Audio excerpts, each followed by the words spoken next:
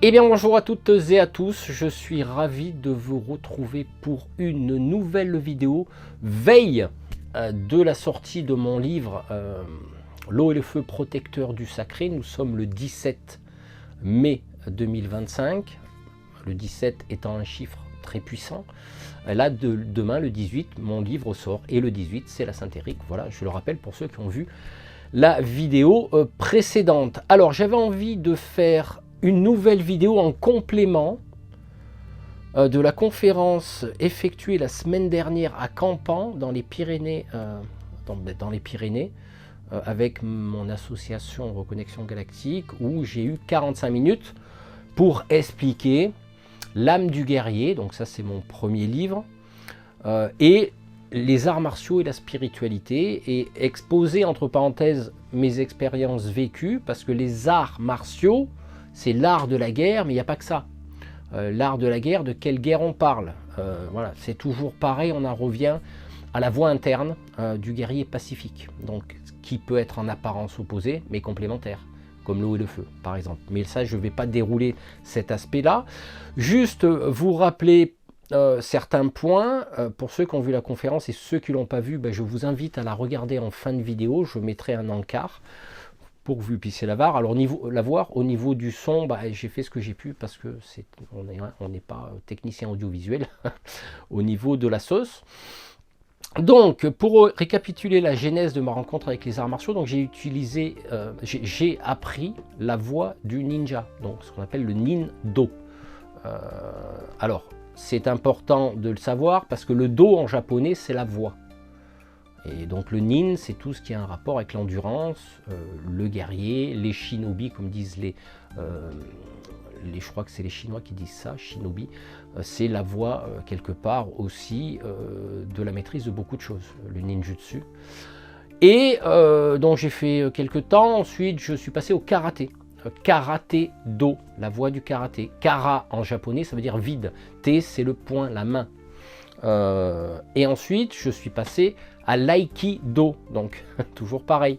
Aïkido, do, la voie de la réunification des énergies. D'ailleurs, maître Ueshiba, dans son apprentissage de l'art qu'il a créé, alors ça remonte assez loin, ce qu'oublient de dire des fois les Japonais, c'est qu'ils sont allés étudier en Chine, voilà, parmi les maîtres aussi bien du Shaolin, mais des maîtres de Tai Chi. Voilà. Donc il faut le savoir, les Japonais sont assez conservateurs, mais des fois quand ils piquent un peu les choses à droite à gauche, ils disent qu'ils les créent, mais il y a cette histoire que j'ai trouvée quelque part, où maître Ueshiba, fondateur de l'aïkido, avait étudié en Chine avec des maîtres de Tai Chi, donc c'est rigolo. Et puis yin-yang et réunification des Tai Chi, des énergies, donc on s'aperçoit que dans le logo du yin et yang que vous connaissez, le logo de l'aïkido, c'est un rond avec un point au centre.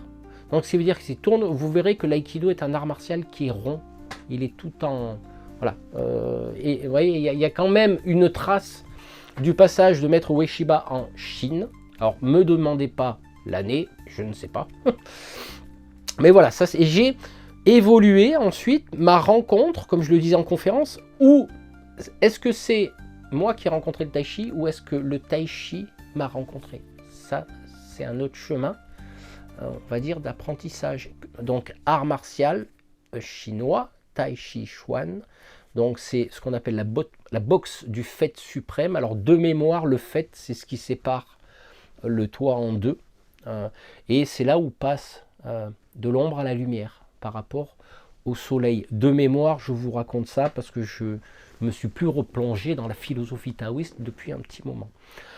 Et du coup, là, j'ai basculé dans ma progression. Je suis parti sur un art martial dur et petit à petit, quelque part, comme un galet, comme une pierre qu'on jette dans l'océan, les vagues vont venir lisser pour faire une rondeur. Voilà, c'est mon parcours au niveau des arts martiaux, je l'ai, interprété comme ça, chez la pierre dure qui petit à petit, au fil du temps, au fil des années, au fil de la pratique de plus de 25 ans d'arts martiaux, on s'aperçoit on va quelque chose de dur, de rigide, vers quelque chose qui s'assouplit et qui est lisse. Voilà, c'est un petit peu ma façon de voir mon parcours dans les arts martiaux. Alors, ne pas confondre arts martiaux et sports de combat. Je vois des arts martiaux devenir des sports de combat, des sports de compétition.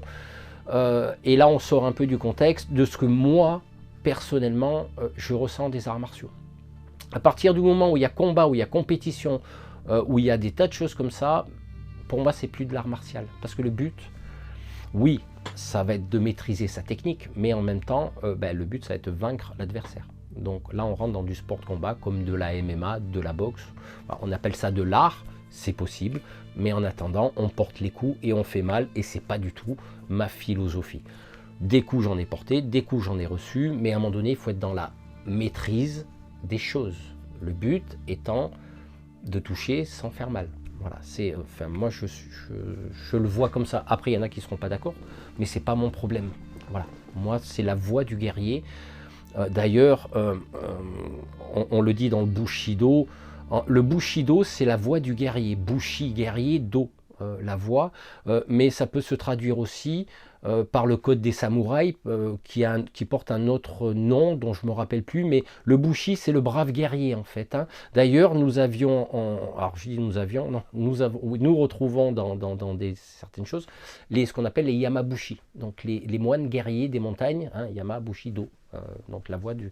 Et ces Yamabushi se sont transformés en ninjas parce qu'ils ont été persécutés par les shoguns, donc les seigneurs des régions, et ils sont devenus des ninjas parce qu'ils avaient des connaissances en matière de plantes, d'arts martiaux, etc. Donc ça a devenu des combattants experts, maîtrisant plus de 18 armes, c'est quand même pas mal, en inventant d'autres. Et tout ça pour vous dire ma vision des arts martiaux et la voie du guerrier. La voie du guerrier, c'est aussi une voie interne. C'est aussi, pour moi, la représentativité la plus noble de la voie du guerrier. C'est pas les samouraïs.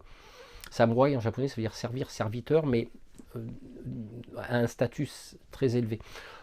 Pour moi, l'exemple, c'est les moines Shaolin. Voilà, parce qu'ils allient leur souplesse. Vous voyez, ils ne sont pas très costauds, les moines Shaolin, mais vous verrez la rapidité, si vous regardez un petit peu tout ça, la rapidité, mais en même temps l'aspect spirituel. La méditation, ils suivent, on va dire, entre parenthèses, le code bouddhiste, le dogme, peu importe. Et en même temps, ils associent, bien sûr, le corps et l'esprit. Voire plus. Parce qu'ils sont éduqués à la dure, dans des temples des moines Shaolin, et j'ai une vague histoire. Alors, est-ce un mythe? C'est que à l'époque où il y a eu des révolutions en Chine, ils ont envoyé que 17 guerriers. Je sais plus, je me rappelle plus l'histoire, mais ils n'ont pas envoyé 136 millions de personnes face à une armée. Donc on voit un petit peu la puissance de ces guerriers maîtrisant quelque part la rapidité, les émotions, la souplesse, enfin bon, c'est des guerriers accomplis. Voilà, pour moi, hein, pour moi l'exemple il est là. J'aime beaucoup les moines Shaolin. Du coup, effectivement, la complémentarité à cette conférence, c'est que bien souvent on associe la voix du guerrier à quelqu'un qui fait la guerre, qui va tuer. Non, c'est pas ça. Moi, c'est pas le... Comme je disais en arts martiaux, votre pire ennemi, ça n'est que vous-même. C'est-à-dire si vous arrivez à quelque part maîtriser, parce que c'est aussi la maîtrise, le dos, la voix, c'est la maîtrise, vos émotions, votre corps, avec quelque part faire ce lien, comme je le dis en tai chi, entre ciel et terre, c'est-à-dire tout se rejoint dans le cœur, à travers, je crois, ma dernière vidéo. Donc ça descend ici, ça descend là, trois premiers, et les trois premiers du haut, ça se rejoint dans le cœur. Donc c'est là le cœur du guerrier, là. La voix du guerrier, elle est dans le cœur. Elle n'est pas dans le mental, elle n'est pas dans les muscles, elle n'est pas dans tout ça. Surtout qu'effectivement, moi, j'étais pas trop pour à l'époque de passer des ceintures, parce que là aussi, il y a une symbolique au niveau des ceintures. Alors je ne me rappelle plus bien combien il y a de ceintures, je le mettrai dans une annotation, mais on part d'une ceinture blanche à la noire. Donc dans la symbolique telle que j'en comprends, la ceinture blanche, c'est l'innocence, une forme de pureté, une méconnaissance des choses. En Chine, le blanc est associé à la mort. Vous voyez ce que je veux dire? Donc, quelque part, peut-être c'est une forme aussi de renaissance, et après on va graduellement monter les ceintures. Alors je ne me rappelle plus l'ordre, je crois qu'il y a jaune, après je crois qu'il y a vert, etc., bleu, rouge, enfin bon, là, il y a un certain nombre de ceintures, mais tout ça a une codification. Et ça, je vous laisserai la chercher, si ça vous intéresse. Toute couleur a une codification. Cette codification va petit à petit, graduellement, arriver à la noire, la ceinture noire. Si je prends l'exemple de Star Wars, on regarde bien Luke Skywalker, alors je vous parle des épisodes en 1977, ah ben, il a une tenue blanche, il est sur la planète Tatooine, il est blanc. Vous voyez, il y a une symbolique déjà là. Donc. Et puis, petit à petit, jusqu'au dernier épisode où il affronte son père, eh ben là, il est habillé en noir. Il y a une symbolique. Pourquoi il est habillé en noir? Parce que son père est habillé en noir, et lui est habillé en noir, donc a-t-il basculé du côté obscur? Non, parce que le noir symbolise la maîtrise. Cette couleur symbolise beaucoup de choses. Voilà. Bien que les trois couleurs primaires ne font pas du noir. Le noir, est-ce une couleur?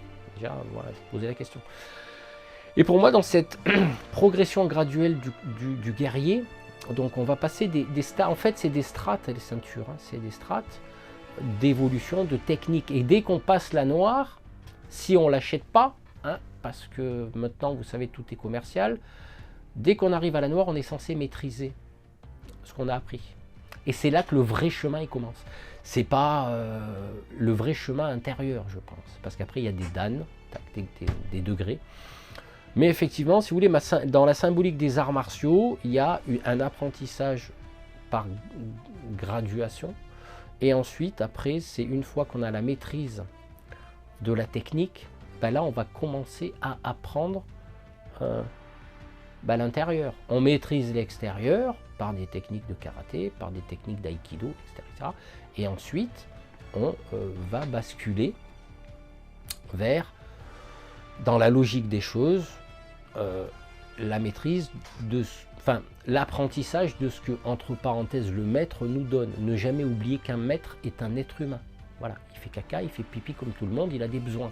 Moi, personnellement, dans mon expérience, j'ai côtoyé des grands maîtres, j'ai vu tout de suite que, voilà, ça n'était que des êtres humains, ils maîtrisaient leurs arts, mais également une partie de la spiritualité, mais ils avaient des besoins physiques comme tous les êtres humains. Voilà, tout simplement. Et cette voie, la voie du guerrier, est une voie qui est dure.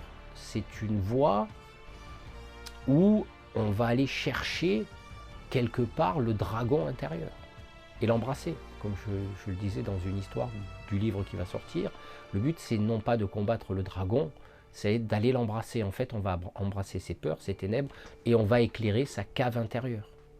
Pour ça, il faut avoir du courage, il faut y aller.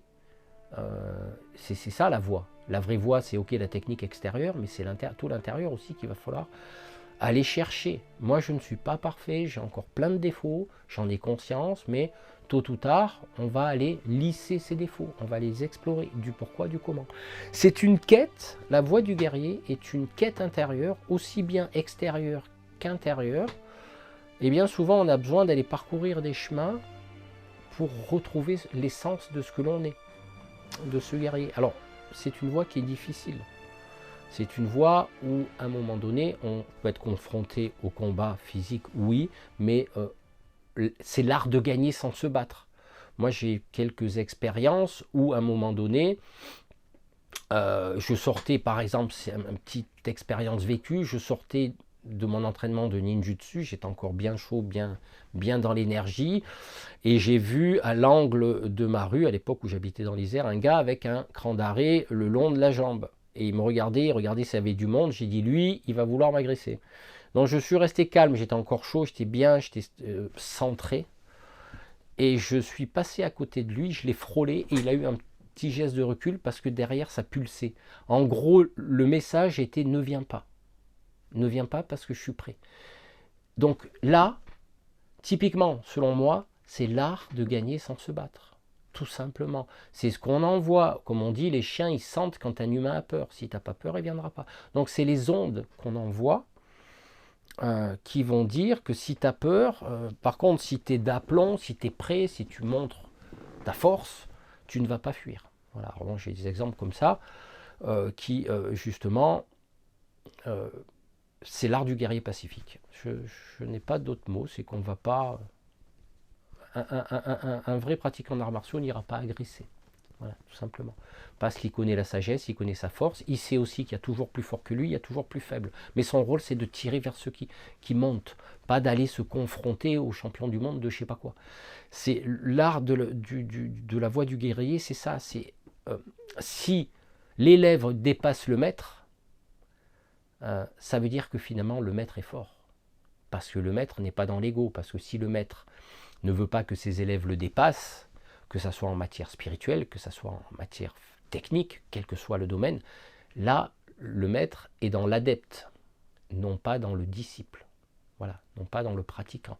Donc le but du maître en art martial, pour moi, l'idéal, c'est que de tirer les élèves vers le haut, afin que eux s'épanouissent, comme une fleur de nénuphar, afin qu'ils disent, voilà, j'ai accompli ce que j'ai dû accomplir, j'ai tiré des gens vers le haut, je les laissé me dépasser, parce qu'avec l'âge, on perd en puissance, et donc la jeunesse qui vient avec cette énergie, voilà, il a transmis. C'est pour ça que les vrais maîtres, pour moi, vous n'allez pas les trouver sur YouTube. Là, vous voyez, moi je suis sur YouTube. Je vous mets tout de suite. Moi je suis ni un maître, ni un gourou, ni voilà. J'ai pas 45 000 abonnés. Je fais pas de formation, je fais rien de tout ça. Donc le vrai maître. D'ailleurs, on le voit dans les films. Dans certains films, on peut le voir dans Karate Kid, c'est un exemple. On peut le voir dans Star Wars avec Maître Yoda et Obi-Wan Kenobi. Il ne va pas les trouver sur YouTube ou dans le bar de la cantina, ou sur un vaisseau spatial où il y a du monde. En général, ces gens se cachent. J'ai pu comprendre le sens de pourquoi, parce qu'à un moment donné, moi aussi, j'avais envie de m'isoler de ce monde. C'est parce qu'à un moment donné, ce monde extérieur, quelque part, pas nous pollue, mais pas loin. C'est-à-dire qu'à un moment donné, on n'a plus envie de voir personne parce qu'on est tellement dans le ressenti de l'énergie qu'on n'a pas envie d'être parasité, je pense que c'est le mot. Donc du coup, c'est pour ça que moi, je suis dans la voie du guerrier, mais la voie du guerrier intérieur, la voie du guerrier de l'apprentissage. Notez-le, apprenti sage. Mais je serai toujours mon propre maître et mon propre élève qui me permettra d'avancer, d'évoluer. On a toujours besoin d'être guidé. Et moi, je dis attention, je le mets dans mon livre que je vous mets à l'écran parce que je ne l'ai pas là, mais il y a des manipulations mentales qui reviennent souvent. On dirait que l'être humain a déjà cette caractéristique de manipuler les gens par la culpabilité, par des tas de choses, pervers narcissique, j'en parle dans ce livre. Et justement, moi, je porte ce flambeau de dire, soyez autonome. On a toujours besoin de conseils. Il suffit d'une phrase dans la vie, cette phrase-là, on va la retenir toute notre vie. Moi, je sais que j'ai des phrases qui me sont restées toute ma vie parce qu'elles sont apparues à un moment donné, hop, ça se déclenche, ça s'active, et hop, là, oui, effectivement, maintenant, je comprends. Donc, cette voie du guerrier, qui n'est pas la guerre telle qu'on l'entend, tout comme je l'ai dit en conférence, c'est la voie du guerrier pacifique, la voie du guerrier qui s'est pacifié. J'en suis encore loin, voire très loin, parce que pour arriver à cette sagesse intérieure, il faut aussi, quelque part, affronter le monde extérieur d'une façon beaucoup plus sage, équilibrée et quelque part linéaire. Parce que quelqu'un qui est tout le temps comme ça, à un moment donné, il vous booste et il vous épuise. Il vous booste et vous épuise. Donc moi, je l'ai été comme ça. C'est pour ça que maintenant, j'essaie, au niveau de mon travail, au niveau de la vie de tous les jours, d'être linéaire. C'est pas évident, c'est un combat. Je ne mesure pas 2,02 m, 190 kg, mais par contre, ma force est ailleurs. C'est pour ça. Comme je le citais, quelqu'un qui s'appuie sur sa force physique, à savoir qu'elle va décrépir au fil des années, qu'en a-t-il tiré de sa sagesse et de sa force intérieure? C'est là que je dis, telle est la voie du guerrier. Et justement, je vais digresser un peu sur Star Wars, parce que j'ai adoré la série, là je ne sais plus sur quelle plateforme, Le Mandalorien Star Wars, donc c'est des guerriers. Et effectivement, j'y ai reconnu certaines valeurs. Parce que ça rejoint mon livre en plus. Parce que dans cette série, c'est un chasseur de primes, il va livrer le petit Grogu, l'équivalent d'un petit Yoda, à l'Empire. Mais à un moment donné, il revient sur sa décision et là, il va prendre, on va dire sous son aile, si je peux dire ça comme ça, le petit Grogu. Et il va le protéger au péril de sa vie.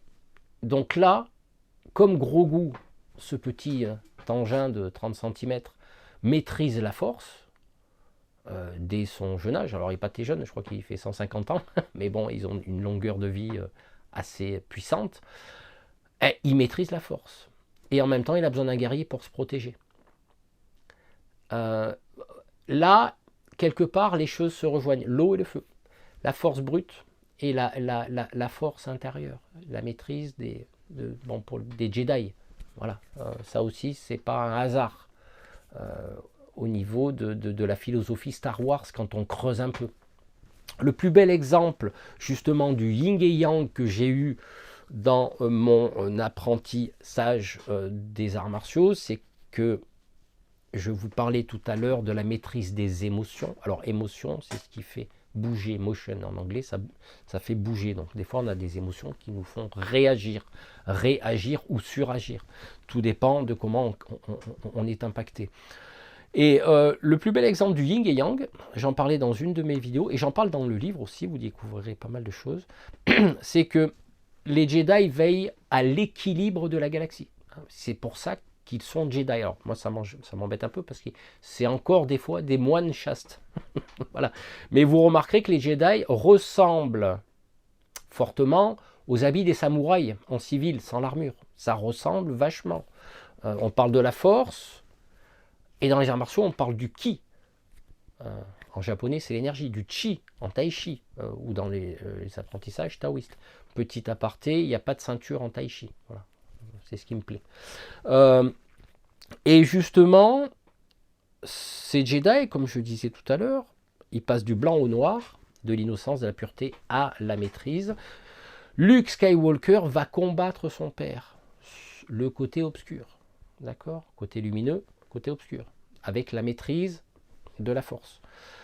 Et vous remarquerez, pour ceux qui ont vu le film, moi je l'ai interprété comme ça, à un moment donné, il y a l'empereur qui vient se mêler de tout ça, et donc Luke Skywalker se bat avec son père, et Luke Skywalker utilise la colère pour vaincre son père. C'est important ça. Il l'utilise seulement. Il ne bascule pas dans le côté obscur, comme l'a fait Anakin, donc son père. Non, il utilise la colère pour le battre, et ensuite il en sort. Et qu'est-ce que fait l'empereur à un moment donné ? Il va, avec ses pouvoirs, envoyer des éclairs, pour ceux qui s'en rappellent, pour tuer Luke Skywalker. Comme il sait qu'il ne viendra pas du côté obscur, il va le tuer. Sauf que son père fait appel à l'amour filial pour sauver son fils. Et là, l'équilibre est restauré. Pourquoi l'équilibre est restauré ? Parce que dans la symbolique du yin et yang, on a toujours un point blanc dans cette masse noire et un point noir dans cette masse blanche. L'un engendre l'autre. Et qu'est-ce qui s'est passé à ce moment-là ? L'équilibre a été restauré. Pourquoi ? Parce que Luke Skywalker, dans sa partie lumière, a utilisé la colère, qui est un aspect obscur de la force, pour battre son père qui est l'obscurité, mais Dark Vador a utilisé son amour, cette petite étincelle de lumière, qui, s'est engendrée pour sauver son fils. Vous voyez, dans la symbolique, quand on regarde les choses entre les lignes, il y a quand même des messages philosophiques, et le but justement, c'est de ne pas supprimer l'ombre, c'est simplement trouver l'équilibre parfait en nous, l'eau et le feu, comme je le dis dans mon livre.